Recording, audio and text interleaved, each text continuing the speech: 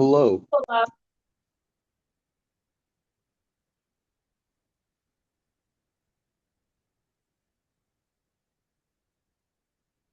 Hello. Um, Hi. They're not working. Leah, did you say something? I just said hello. I can hear you now. You got your hair cut. I do get my hair cut. In fact, all of them. How do you feel about it? I like it. I like it. I get it done uh usually about every 18 months or so. I donate my hair. Hmm. So you have to grow out the 13 inches and then let it grow back.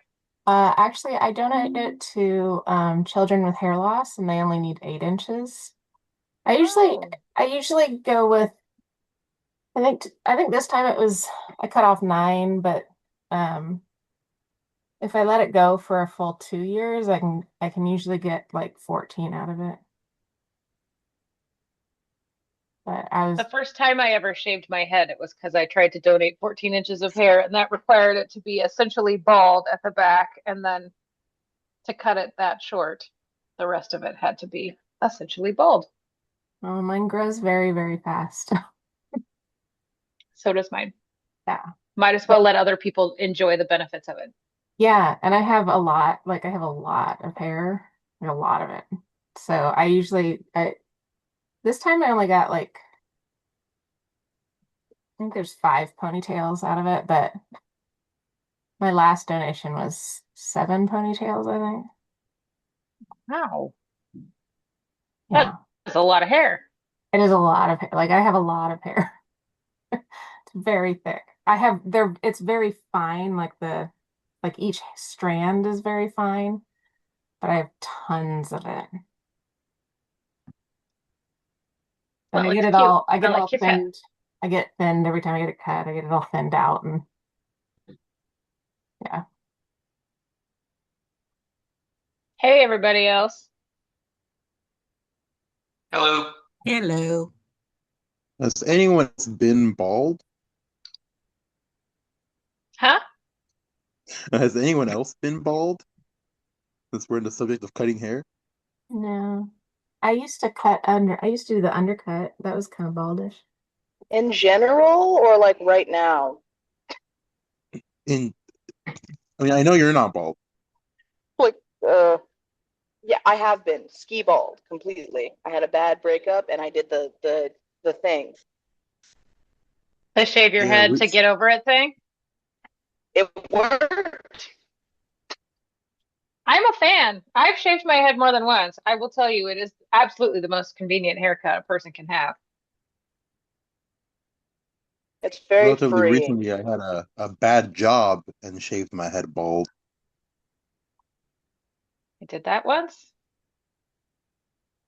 I had head lice in grade school, and my mom told me she was just going to give me a haircut, and she shaved my head instead in a moment that has definitely not followed me for the rest of my life, that I will occasionally bring up to her. And there's 100% not any reason why you mentioned that right Nope. now. All right, let's see. We have Andrew, we have Zafir, we have Leah, we have Dan. One, two, three, four. That's five of us, right? One, two of actual voting members. One, two, three, four, five. And Annette. Yes. Okay. So we are good to start if we want to. I'm not sure whether Adam will be joining us today. It looks like Jackie's knocking on the door. He is traveling and he was hoping to get his plane trip moved to this exact moment. But I do not know if that happens. So I'll try and keep an eye on the door. I see Andrew Grover needs to only stay for 30 minutes. Andrew, anything you want to make No, sure I'm we just putting know? it in there in case you need me for quorum voting or anything like that. Otherwise, you could just put a frowny face next to my little screen there and when I go. Okay. Zafir, what do you mean by it's Japan, isn't it? Everyone's going to Japan but me, and I'm totally not salty about it. Like everyone, I keep hearing about it I'll watch a YouTuber. They just went to Japan. Everyone they work with is going to Japan. All my friends, if they're traveling, Japan. And I'm like, I want to go. I want the cool food. But no, Hmm. just been a theme.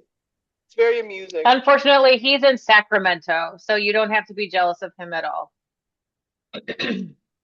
Definitely not with Sacramento. That's what he said. I've never been there, but he was like, it's surprisingly underwhelming. Okay, so I'm going to share the agenda. I did make some suggested changes to the group agreements for the full council. Some of our committees are making their own changes to their own group agreements within their committee space. So I didn't highlight this one. This will be highlighted because here are the recommended changes. Be present and participate to the best of your ability as opposed to just participate. I think just trying to sketch in a little more grace there. Instead of treating others with respect, avoid interrupting, and using names and pronouns as 3 things, I put them as 1 thing. Same on the avoiding acronyms. It doesn't change at all. Varied and opposing ideas are welcome. And then I just added this: be curious when disagreement occurs. Maybe it should be try to be curious when disagreement occurs. But that previously said like attack the message, not the messenger, or something like that. And I'm like, why are we saying attack anything? Like, let's just try and ask questions and understand each other.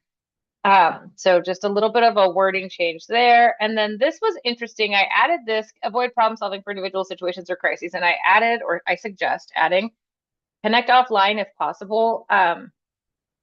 Because a couple people reached out and asked me for like referral connections, and then we're like, if this is inappropriate, I'm really sorry. And I'm like, no, this is actually what we do. This is totally fine. So just wanted to like put that out there for folks who may need the permission to be like, you are in the room with a bunch of people who know all the people who do all the things. If that's a way that you get your kid what they need, like please do use that. Does that feel okay to people? Because I am making commitments on your behalves.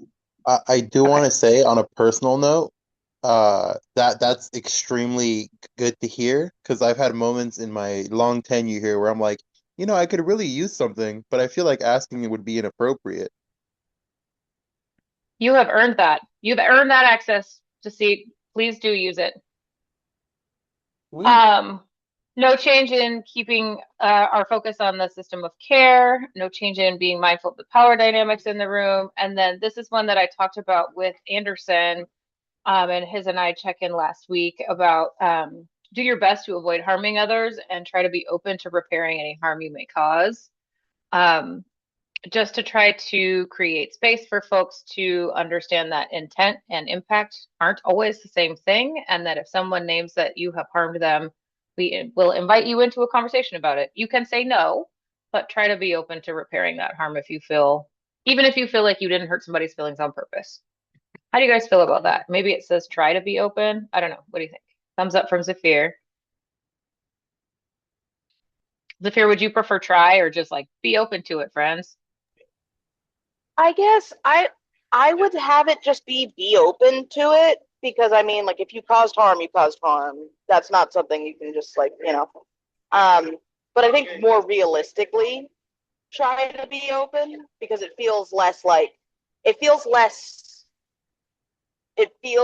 aggressive wording, that I feel like people will be more open to being receptive to, versus being like, you have to be. I feel like. Okay, so word it as try, just so that there's maybe less pushback on it. Is that what I'm hearing from you? Try to be open. It's like actually what's on the paper. I think mine might be having bandwidth issues. Let me turn my video off.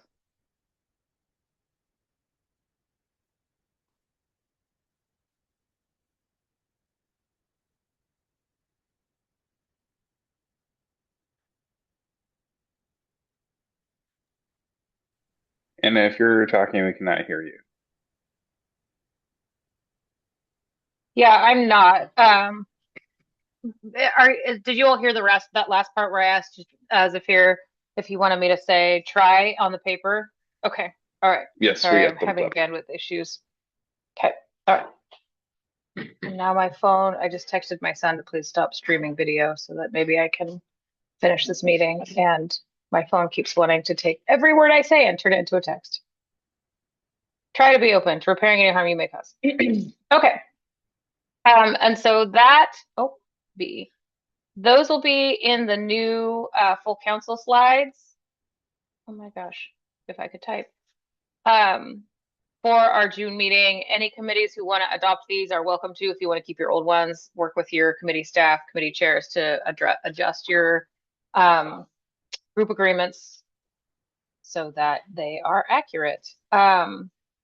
As we have decided to sort of center ourselves on our values, remind us that we are here to center children, youth, and families, to increase awareness and reduce stigma, to promote sustainable changes in the system, to prioritize community care, and to advance equity by promoting accessibility, affordability, and quality. And this link right here goes to the equity tool that was co-developed at the DEI committee at the end of SOCEC 1.0. Questions, comments about that? I like it. Okay. Thanks, Annette. You were a strong leader in that space. We appreciate it. And we're so glad you're still here. I don't know why we need to reschedule the June 17th meeting. Corinna put that in there. Let me see if I can look at the calendar and figure out why. Does anyone else know? Is there any other staff in the room? It might be Juneteenth. Might be a state holiday. Oh no, that's the Friday. It's always on the 19th, Annette. No matter what, they put Juneteenth on the actual Juneteenth. Oh, okay, all right. Which you can see me fist pumping for. You can see through the fact that my camera's turned off. I Let's do see, not know why. Oh, it's actually June 16th. All right, let me text chat Corinna and see if she knows. Changes coming to the website. You should have seen this in your digest.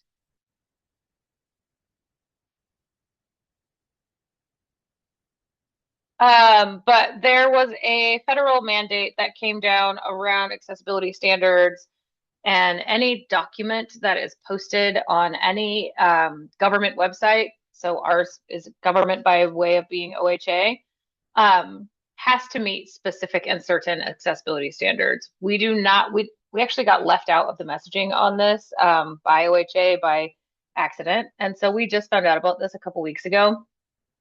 We cannot get all of our documents remediated to meet standards. The standards must be met by April 24th or the document must come down. So I know that our website has a ton of documents on it. What we are doing is we've created a new version of the website that will just like redirect once people, like on the 24th, you'll go to this new version of our website instead, and it will have dramatically fewer documents on it. All of the documents like our agendas, our strategic plan, our bylaws, all of those things are in the process of being put into accessible templates that meet the standards, and that is going to take us a heck of a long time. And so in the short term, what we are doing is just by request. We can email anybody a document without it meeting accessibility standards. And then we put a bunch of them on Basecamp so that our local system of care coordinators, who are by far the vast majority of users of our council documents, will still have access to those because they can be behind a password without meeting accessibility standards. But just for your awareness, if you are referring people to the strategic plan link or something like that, it's not going to be there as of the 24th. So you will need to have them email me or Corinna to get access to any of those documents.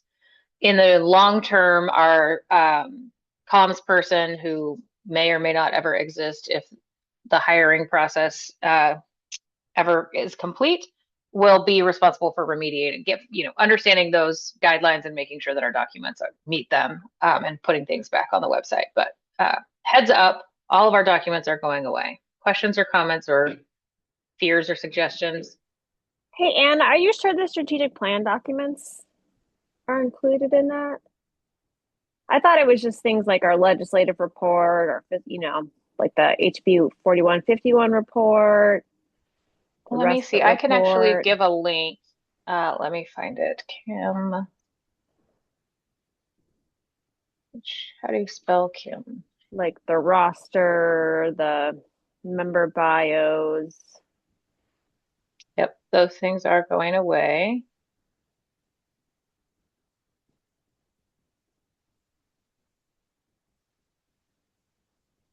I have a Yeah, link to show you what the landing page looks like, but and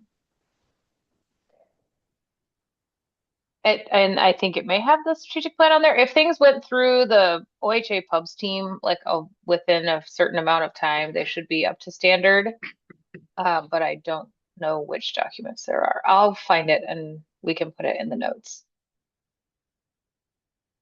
Oh my gosh, sorry.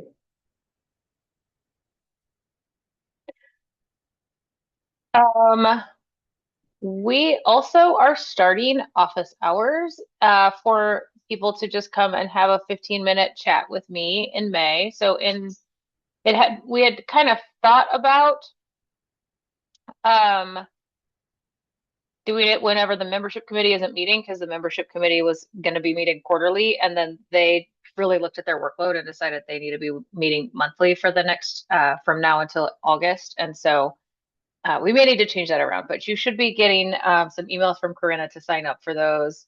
The intent is just like have access to me. I need to understand you all and your perspectives so that I can continue to like support the direction the council is supposed to be going.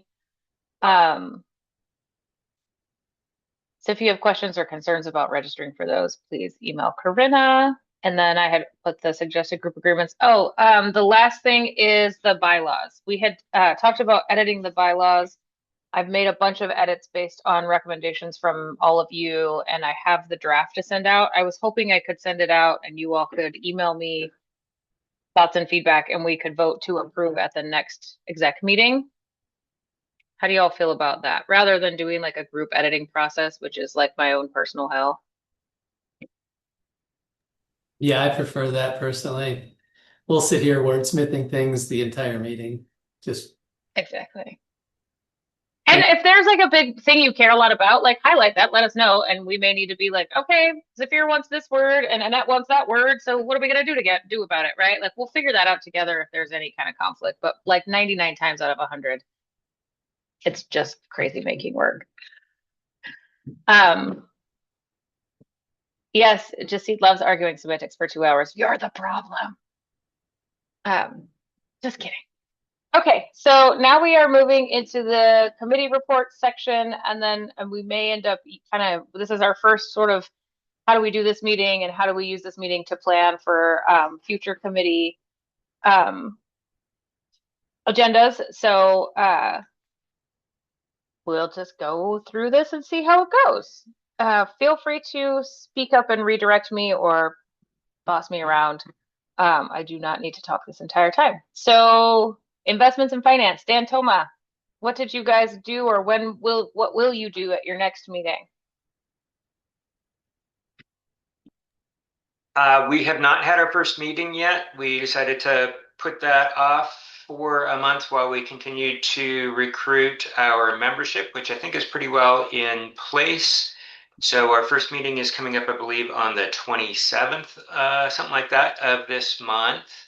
I've been getting myself up to speed on what this is all about, and the committee is going to have a different focus from what the grants committee is, sort of the new incarnation of the grants committee, but it's going to have a broader focus, both on SOCAC's own finances as well as the actual financial structure of the entire system of care. And one of our big projects is going to be a study of the financial inputs and hopefully the related outputs for the different elements of the whole system of care in Oregon. and work has begun on an RFP for a request for proposals for external entity to do the heavy lifting in putting together that report.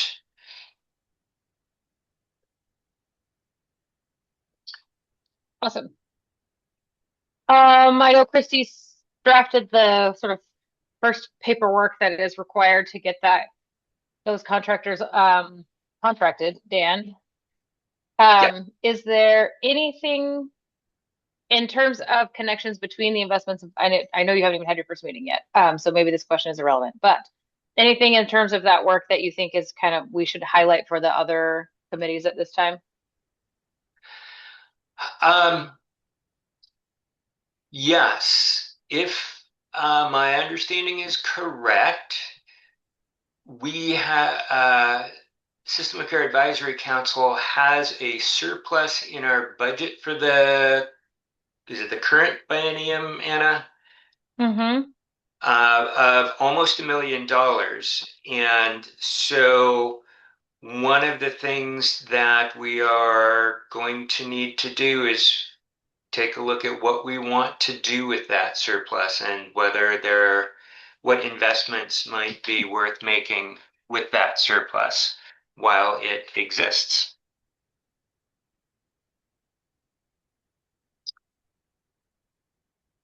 So keep your brains thinking on that too, executive leaders. It's about $970,000. It may be a little bit more than that, depending on how some of these other contracts play out. We have some that have like not to exceeds that are slightly higher than what the actual estimate of the invoices will be. So I don't really want to play a game, but we're in a moment with the legislature where if we don't spend the money, they assume that we just don't need it and it will come out of our continuing service level budget. And so if there are ways for us to spend that money on advancing our strategic plan, I think let's try to get that money out the door by June of 2027, so that the children's system writ large doesn't lose access to those funds. I have a bunch of ideas, of course. So feel free to let us know. What are your ideas, Andrew? Well, it could probably wait until the data and evaluation report, but okay. Yeah, I'll bring it up there. Perfect. Okay, program and policy. That would be me or Leah. If you are welcome to speak to it. The only thing I have to speak to is that we'll be meeting on Monday. But you know what it is that we're meeting on Monday about, so. Yep. Let's throw a rager. Yes, that is what the children's system needs to fear. Program and policy is going to be talking on the 22nd, which I think is a week from today. We did end up submitting two draft legislative concepts, even though we'd never discussed it. So sorry for those of you for whom that is activating. The reason we did that was again, we sort of got left out of the communication channels, and they were like Tuesday afternoon, they were like, oh, this is due Wednesday at noon, and there's no wiggle room on that date. And you can submit placeholders if you want to, but if you don't submit them now, then you have no options. And so we submitted one placeholder with a possible budget connection to it, even though that is very unlikely that we would actually get budget. But again, just sort of like trying to leave that door open. And we submitted one council composition draft, which looks at the pieces of statute that don't apply to the council anymore, but still do apply to the council legally. So things like we're supposed to be reporting on the dashboard the number of children who were at risk of removal, but were not actually removed from their home, either through juvenile legal or child welfare means. Neither the juvenile legal system nor the child welfare system tracks that information, so we cannot report on that information, though we are legally mandated to do so. So we would like to pull that out and stop having us be mandated to do something that doesn't exist. Also, we're required to file an annual report on the CATS program, which doesn't exist. And so I want to pull that out.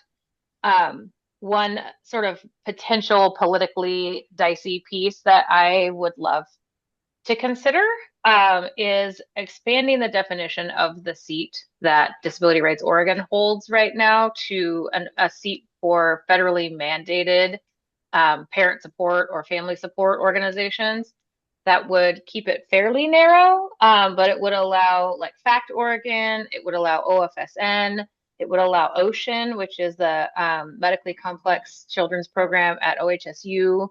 And I think it would include Youth Rights and Justice. So it'd be a slightly larger universe of people who might be able to sit in that seat. But I think as we start to see finances decrease in some of those organizations, they may not continue to have the capacity to staff this. So that might be political, but I think it would be better for the council. And so my habit of saying the offensive thing, because I think it's the right thing to say, continues. I apologize. Dan Toma.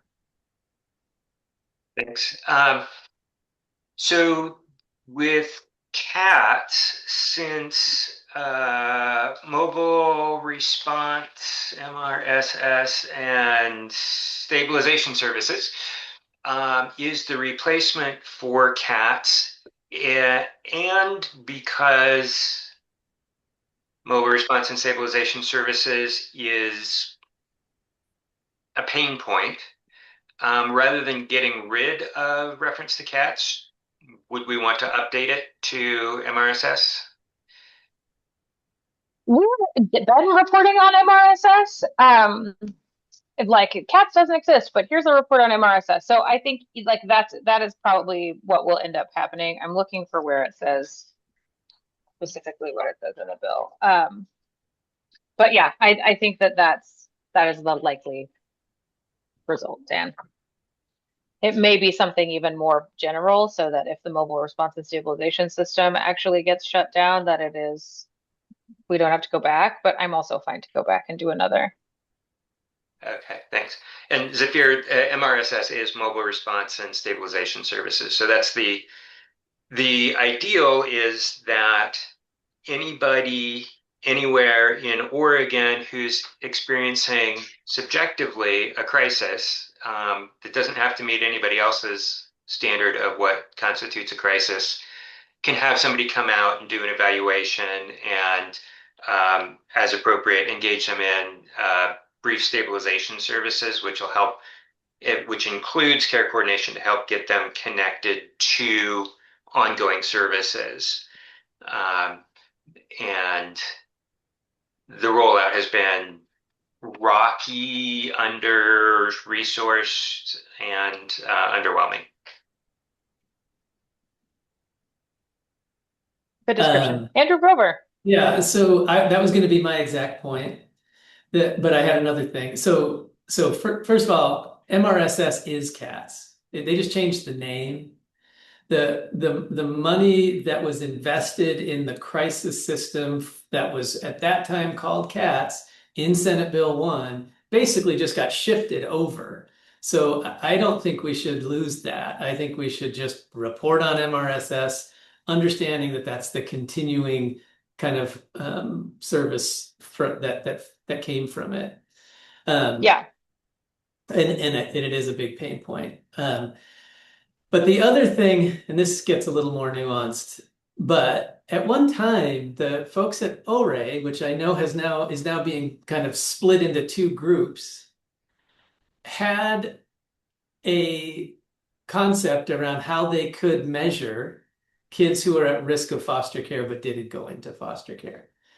And it was Paul Bellotti that had this idea. I don't even know if he's around anymore, but I just wonder if that's worth exploring one last time with the new leaders of the two pieces that used to be one ORE, before we completely give up on that, because that is a really critical question.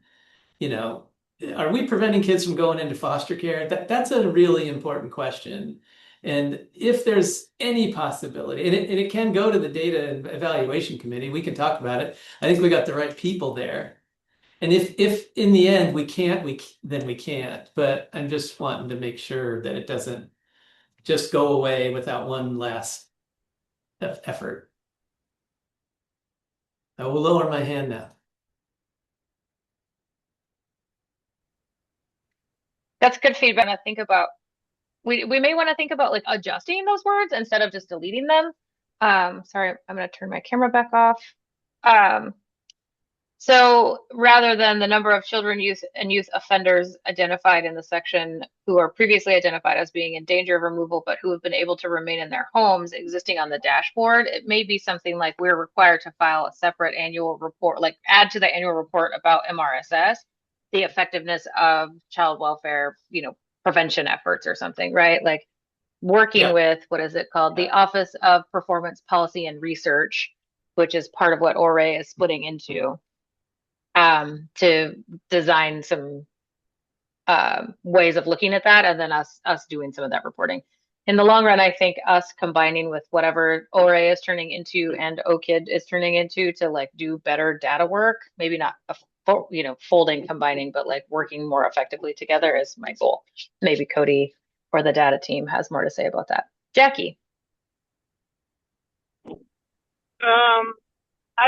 I'm driving right now, so I apologize for having my camera off, but I just wanted to just chime in a little bit about what Andrew was saying. And yeah, I think we should bring this back to the data committee, but the Family First funding is working to track some of that information based off of implementing certain programs.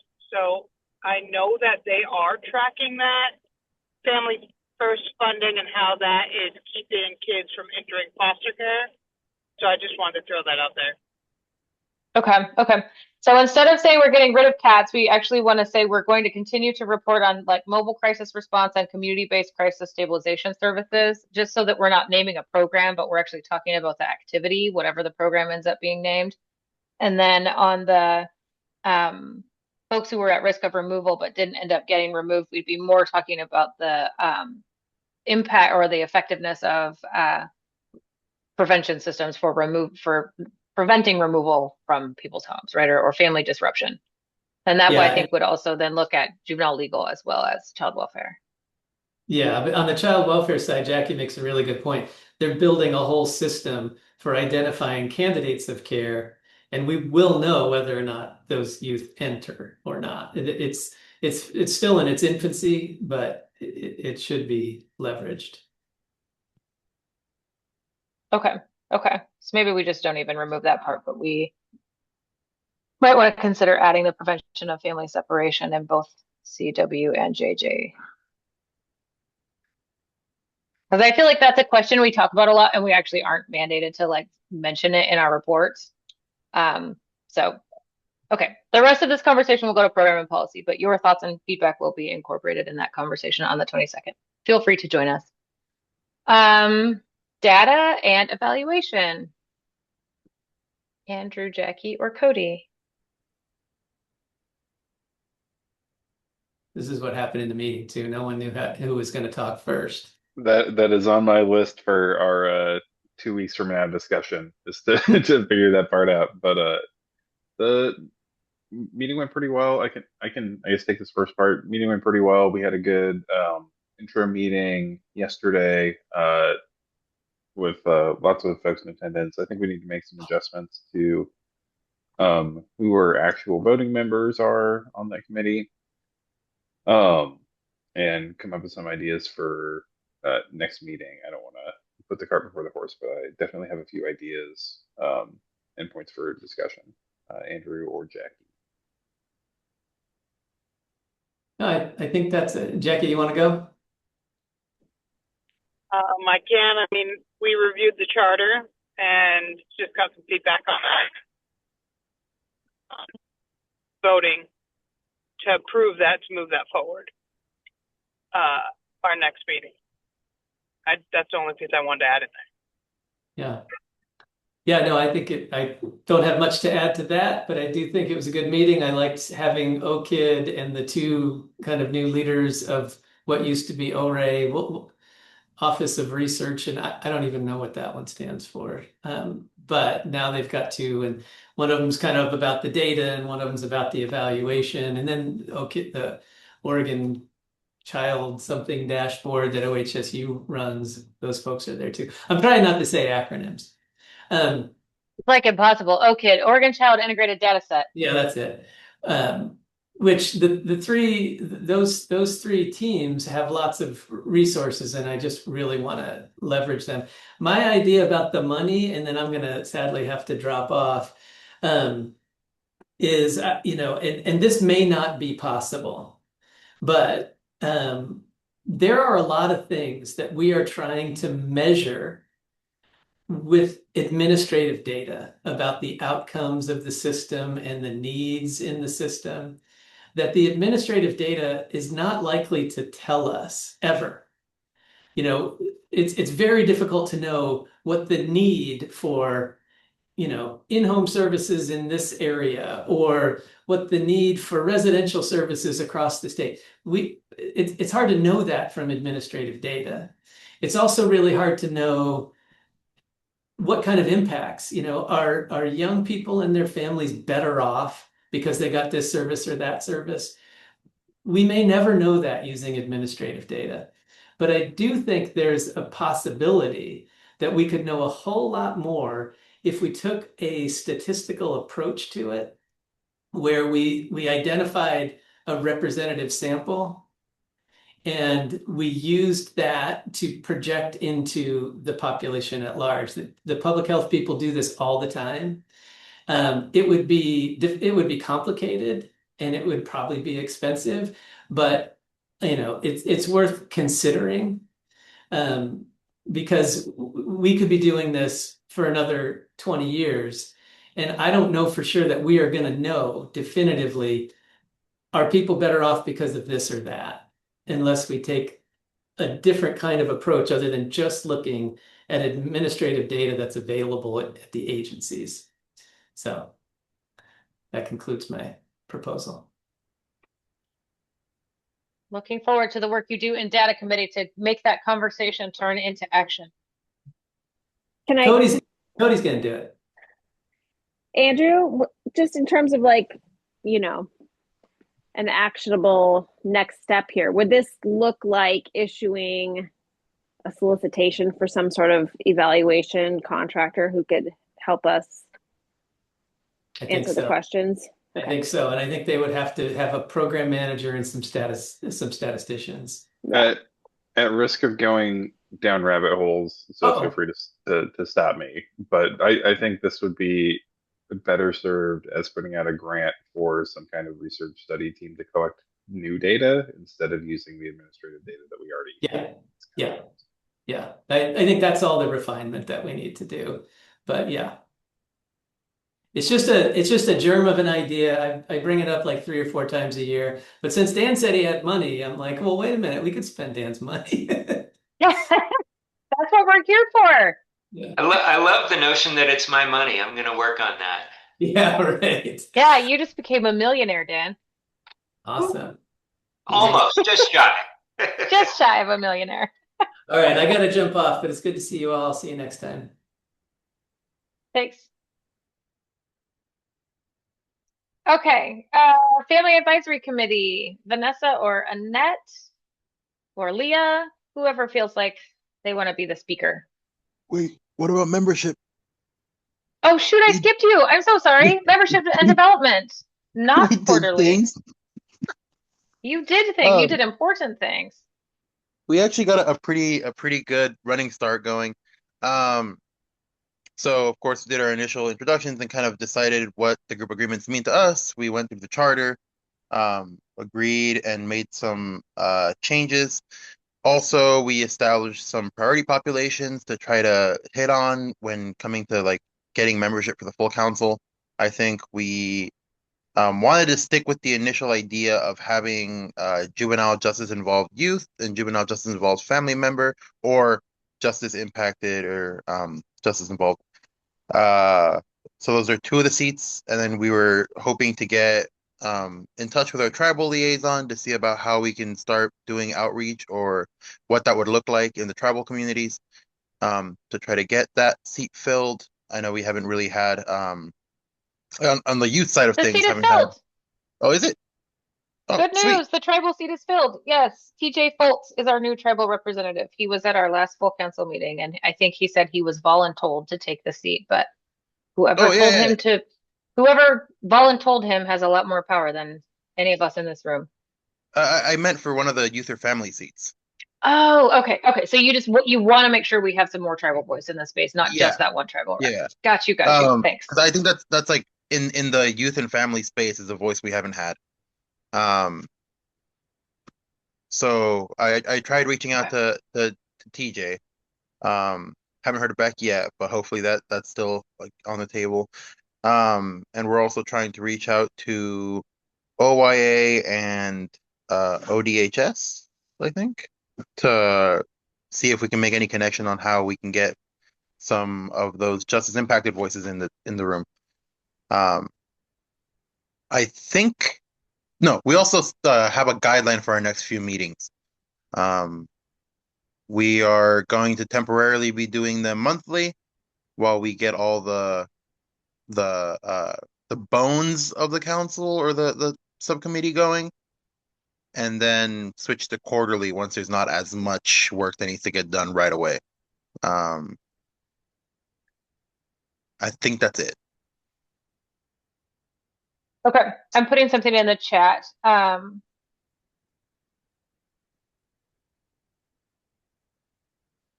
Curious about Pathfinder Network as another resource to think about for recruiting juvenile justice involved youth.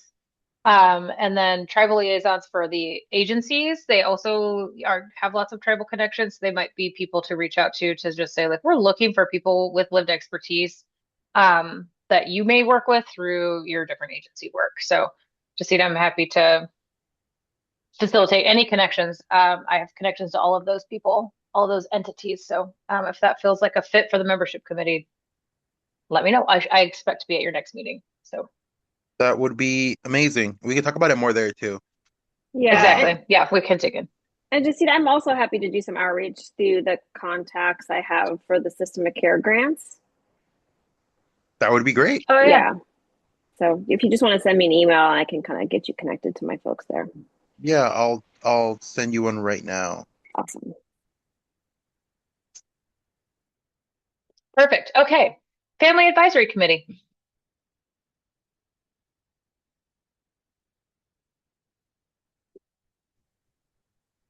We didn't make a pact. Leah, are you going or am I going? I'm not feeling real great, so I'm gonna let you go today. So, Family Advisory Committee, we are off and running. We had our very first meeting post strategic pause on the 1st of this month, and we tried something new from the last pre-pause, and we gathered a survey to really have data to come back and bring to this team. And we had 24 participants. I will drop in the chat the link to really kind of a narrative of the data we pulled from those surveys and from participants. Overall, we saw that about 85% of the participants had some type of intersection with mental health as a barrier, whether it's access, coordination between systems, either delayed or unavailable services. So feel free to flip through this. We are off and running. So that's exciting. Our next meeting will be next Wednesday, the 22nd. Really follow up on a lot of the changes. We had a lot of questions. Anna just went in there. She went in, she had like 15 minutes and she just gave all of the updates, post-strategic pause and compensation. So really ready to use this next handful of meetings to really build relationships with each other, but also continue to gather data and move this work forward. Leah and Annette, am I missing anything? No, I think you said it all. I was gonna say, I think It was that's a good everything. start. Okay. Awesome. Is there anything in that space outside of the membership conversation? I know that we really want to be making sure we've got good communication between membership and development and the FAC and the Youth Council. Are there other communication channels we want to make sure we prioritize for the FAC at this time? Not at this time, other than that membership, that was really something that was voiced, is making sure that once those seats are available and or are up, applications are open, that they would really like the opportunity to assist with recruitment or apply that for themselves if they feel that they are a fit. Thanks, Anna. Excellent. Thanks, Vanessa. Youth Council, Zafir, Jasit. I don't see Elliot in the space, so yeah, I don't see Elliot either. Cannot make them do Jasit, this. do you want to go or do you want me go? I can do it. It's pretty small, pretty simple. We have our first meeting coming up on Monday. And then that's basically it. We're just going to be going over the changes of SOCAC and how that looks for the now Youth Affinity space. And start working on membership and doing all the fun stuff. So that's coming soon. Okay, awesome. And if there are communication channels to prioritize, I think that will become clear after the first meeting. Like right now, it's just getting ourselves back organized, yeah? Or is there some other than, of course, membership for those 2 open seats when that happens? Anything else we want to make sure y'all know about? I mean, it's basically just organization. I mean, I think in conjunction with the membership, kind of the onboarding process for new folks trying to come in, I think is going to be an important thing to kind of go over, but that's kind of down the line. Yeah, just quick update on that. And this is for anyone on the membership and development committee, but also for all of us, just because onboarding is like this ongoing challenge. What we do is complicated, and knowing what your role is within what we do is complicated. Sometimes feels crappy when you don't know what your role is, or you think it's one thing and then you're told it's not. And so we have been working on that with contractors, and it was something that Joylene and I were really building before she had to take her leave. And so we do have the onboarding manual that used to exist. We've made some edits. Folks wanted the Hearts Ladder replaced with the flower model, for instance, right? Like some of those updates, they're in there. They're waiting for the pubs team to complete the edits. But then we also have the compensation strategies and some visuals around that. Like a lot has changed. And so I just want you to know that that is on my mind. I was in there yesterday. I'm digging into it. I want to be responsible for it. And we are struggling with bandwidth and capacity while we are 2 FTE short of our full 5 FTE team, 5 FTE team. So it's coming. We're working on it for onboarding council members, and then there's still more work to do. And our youth and family spaces are sort of part of that infrastructure to support onboarding for people with lived expertise into both the affinity spaces and the full council, or the subcommittee spaces and the full council. And then we're also working on a contract with System of Care Institute through Portland State to onboard new System of Care coordinators, and also existing coordinators may wish to participate in that, and they will be offered to do so free of charge. That is sort of helps them understand their role in the structure and the system, and how they can help be a part of the solution. So we've continued to think of onboarding as sort of 3 threads, right? Lived expertise, council members, whether they have lived expertise or not, and then SOCA or System of Care local coordinators. And some of that information needs to be consistent across all of them. So without our comms person, it's been pretty hard to like manage all of that. I just wanted you all to have that update because it is big work. I think it feels frustrating that it's not done yet. We thought it would be done yet, but it's not. I'm sorry. Questions or comments on onboarding?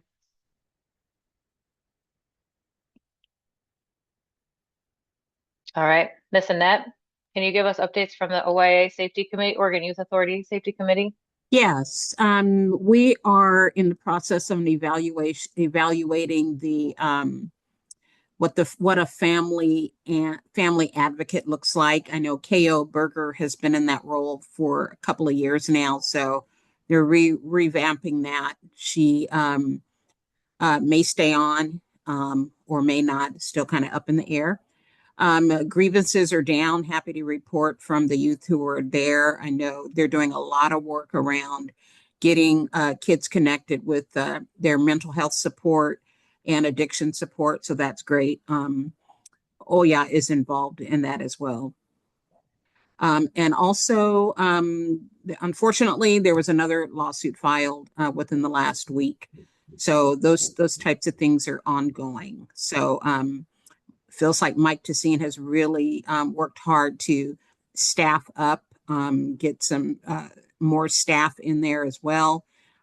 So he's done a really great job of overseeing that part of Oregon Youth Authority. So that's it.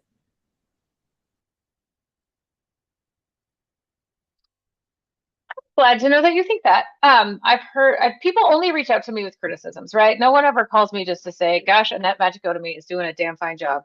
But I hear other things sometimes, so I'm glad to hear that you feel like he's doing a good job, Annette. Okay, so we are 5 minutes ahead of schedule. How is that possible? That never happens in this space. So investments in finance, we know your agenda for the next committee is charter, intros, group agreements, scope, and then maybe moving into this, the topic is, how to spend $1 million. Accurate? Yes. How to allocate, let's say.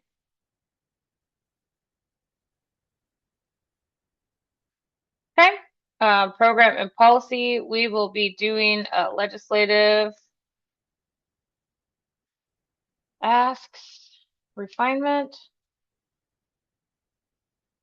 and discussion. Anna, does Data that and evaluation? include a substantial portion of the legislation we introduced in the previous legislature that did not make it across the finish line? It includes none of that. No. Good question, Dan. And we can have as much of this conversation in here or as little as we want. But I have been told by the governor's office that they would like for the agencies and the providers to carry that load. That they felt like the impact on the council itself was worse than they expected when they asked us to carry that. And also that an incremental process feels more approachable. And so, for instance, in the 2026 session, the Indian Child Welfare Act exception to out-of-state placements was passed, right? That was one tiny piece of House Bill 3835.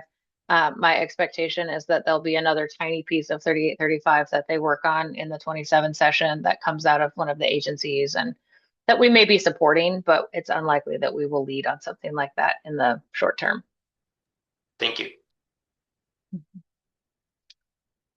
So legislative asks in program and policy, refinement and discussion. And then my hope is that we will also look at, we talked about this with Leah and Ebony, that we would sort of look at what are people's priorities within the high acuity space around decreasing temporary lodging, and what are people's priorities within the community-based space, and sort of pick a focus in each of those places that the committee can really hone in on over the next 8 months. Because if we're going to accomplish anything, we need to actually focus and do it instead of just sort of hear about stuff. So prioritize 2 topics for ongoing work.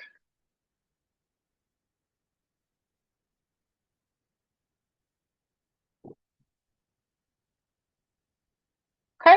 Data and evaluation. Do you all have a general idea of your agenda for the May 12th meeting? Oh, and if you want to keep track, the dates and times are here on this left-hand side. We have not completely discussed that yet. We have a meeting here in a couple weeks to double check our agenda. One thing that will probably be on there is reviewing changes to the dashboard.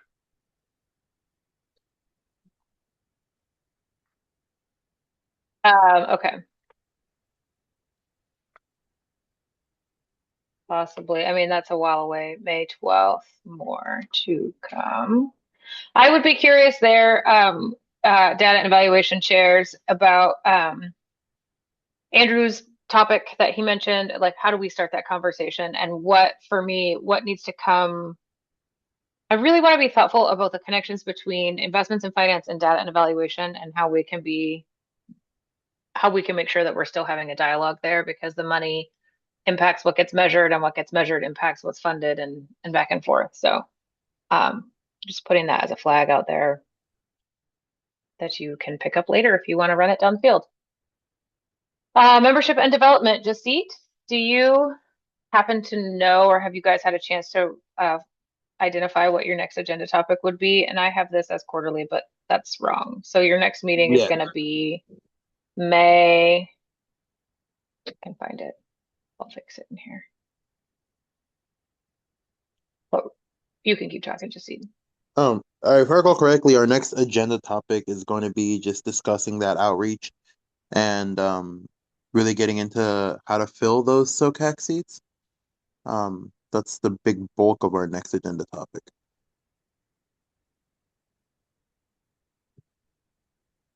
I may not have it on the calendar, but May.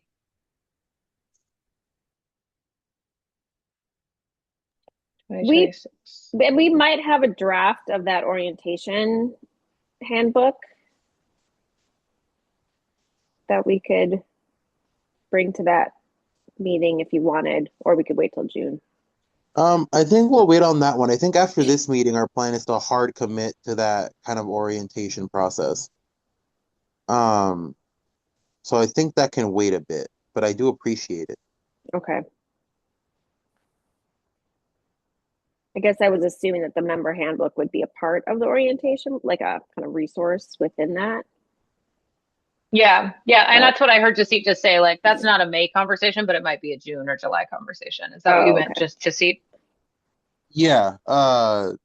Since with our monthly meetings, we're trying to hit on both the membership part and also the orientation and onboarding part. So our next meeting is strictly on how we start that outreach and getting those seats filled, and then the meetings following that are going to be all based on like the orientation and onboarding stuff. Gotcha. Okay. Yeah.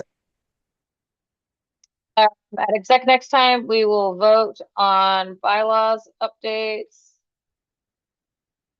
recommendations by email from members. We will also sketch out our agenda for the next round of meetings.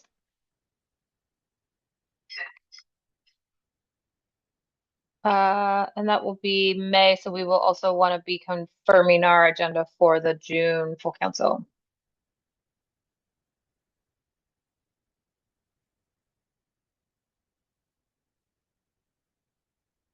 And then this is one of those things where I'm not quite sure how we do this. So we can get better feedback, very much appreciated.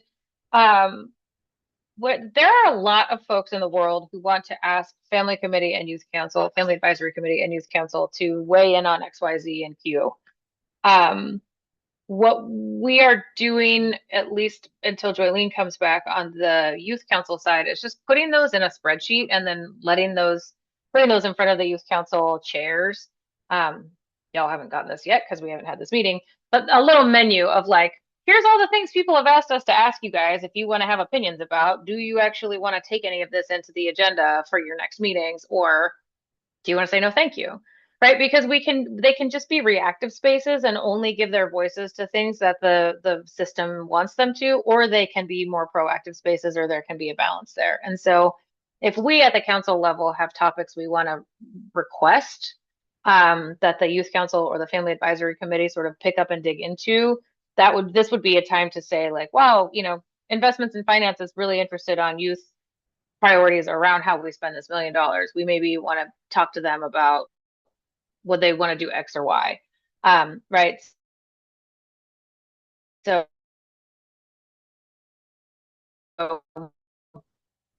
this is just not anything to Youth Council or Family Committee. It's really asking for permission.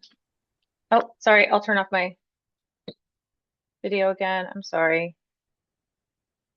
Did you understand that, or was it too choppy?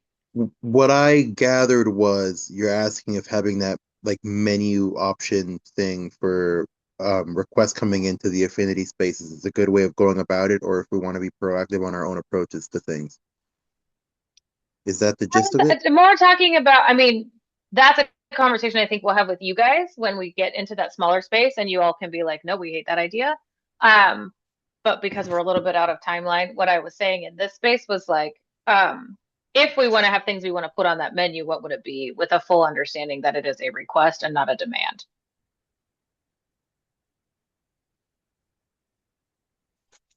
So like if other committee folks are like, we want to know what youth council thinks about blah, we could put it on this, like, would you all consider discussing this at an upcoming youth council meeting? And then the youth council can say, yeah, we're into it, or no, we're not. That sounds good to me. And same for family. That there's makes sense anything for me as okay. well. Okay, great. Is there anything we want to say? Hey, Family Advisory Committee, do you have any opinions from our other committee chairs? Yeah, it would be interesting I think to this will hear. become more clear over time once we're done getting ourselves organized and figuring out what our work plans are. It would certainly be interesting to hear what the Family Advisory Committee thinks would be a worthwhile use of unallocated dollars.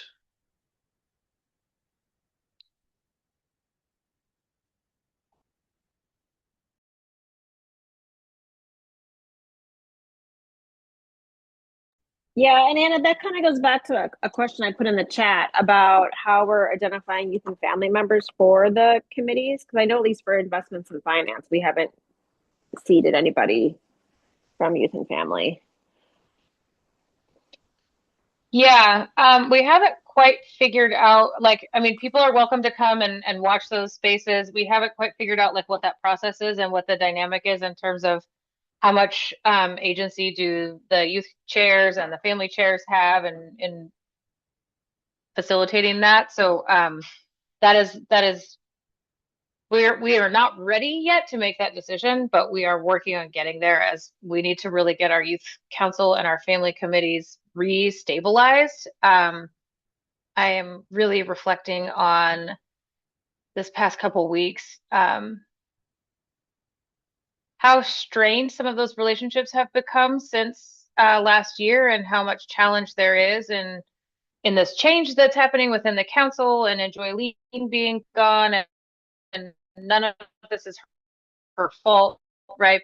But just like when you lose a connection, there are conversations that I'm having with both of those affinity spaces. I think we really need to put our energy and our efforts into stabilizing those spaces, and then they can decide how they want to say, these are the folks we want to go into these other spaces and represent our voices and how we want to communicate with them.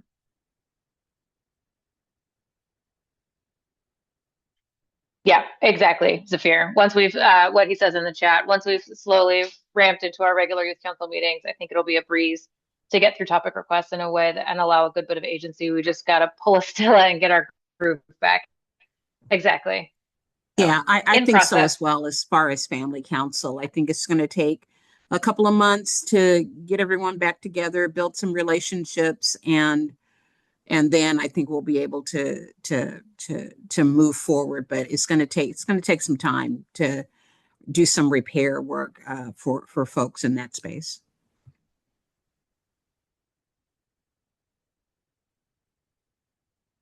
Thanks.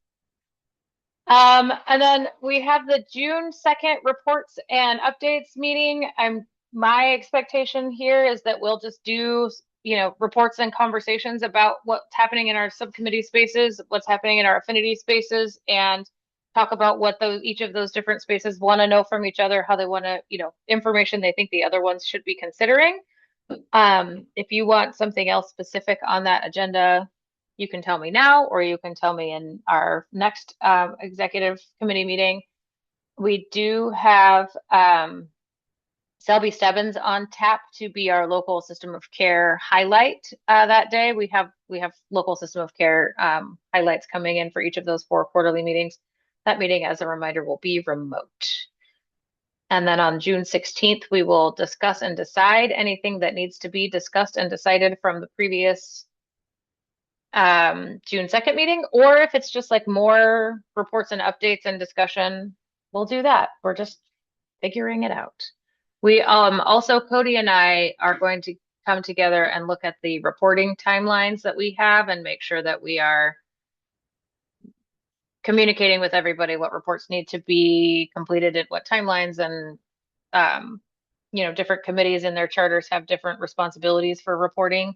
Want to make sure that we give that to folks with plenty of time to put their contents into the report, and not like oh my gosh, it's due in 2 weeks. Committee chair, write it and send it out to your folks to get an email approval, right? Like, we really want to try to make sure we're hearing voice and not just throwing stuff together. So that will, Cody, I think we're doing that next week or the week after, and then we'll make sure that exec has that to look at and think about, do we need to do a little bit more thoughtful engagement around reporting? Are there other announcements anyone in this room would like to make? Our post-meeting survey is live now. So for our committee chairs, I highly encourage mentioning that at the end of your meetings. This is our way of getting feedback, particularly from youth and family members who are in our spaces, but also for anyone who's in our SOCAC meetings. The results from those I can review at any request of committee chair and get data to them. And the request for outreach goes to either SOCAC staff or our lived experience team, depending on what answer people put in.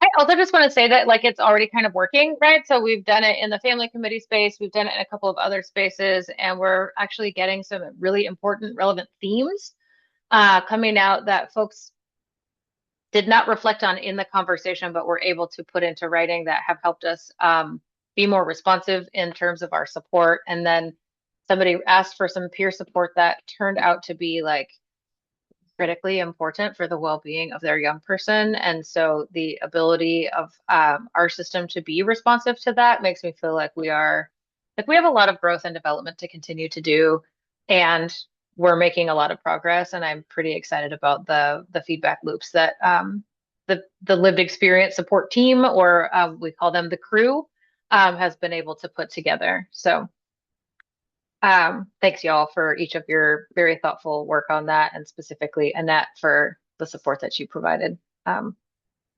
Really, really important work. And I put the survey link in this chat. You can demonstrate your commitment to the fact that feedback equals love by clicking on that link and filling out the empty spaces in that survey. Anything else, friends?